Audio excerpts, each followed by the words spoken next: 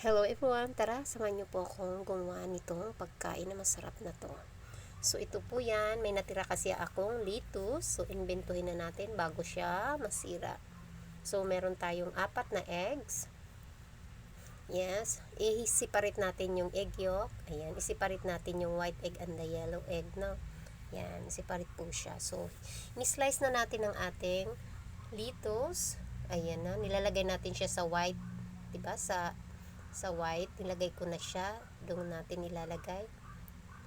Then, habang haluin, i-mix na natin ang ating yellow egg na may pepper and magic sarap. And konting salt. So, ito rin, nilalagyan ko rin ganun din. Pepper, konting salt at magic sarap. So, nilagyan ko yan ng onion and tomato ha, mix. Kasi imbento nga to. Imbento tayo kasi may natitira tayong lettuce konti na lang kasi, so alanganin. So imbentuhin ko na ng luto. Ito yung mga imbento natin. So ayan, nag-init na tayo sa kawali. Isprehan lang natin ng konting oil, hindi kailangan marami. Lesser oil tayo. So ayan na po, mainit na. Ilagay na natin ang ating gulay. So ayan na po. Yan, lulutuin na lang natin yan.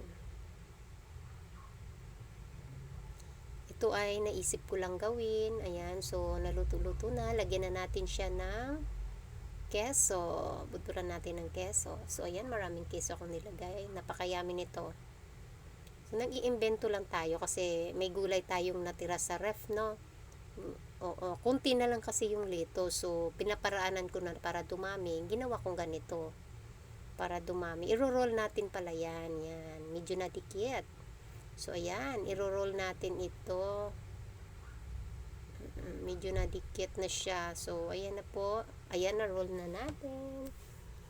Hinati ko pala yan sa dalawa. Hinati ko yan sa gitna para madali lang siyang i-roll. Kasi, di ba malaki masyado sagad. So, hinati ko po yan sa gitna. Kasi, i-roll natin yan doon sa yellow egg. Ayan. I-roll pa natin yan siya, di ba? After nun, i-roll ulit natin siya doon sa ano. Kaya sinisiparate natin yung yellow and white. So, ayan na po.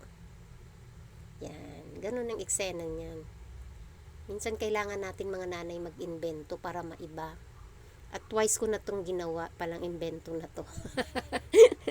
Twice ko nang ginawa.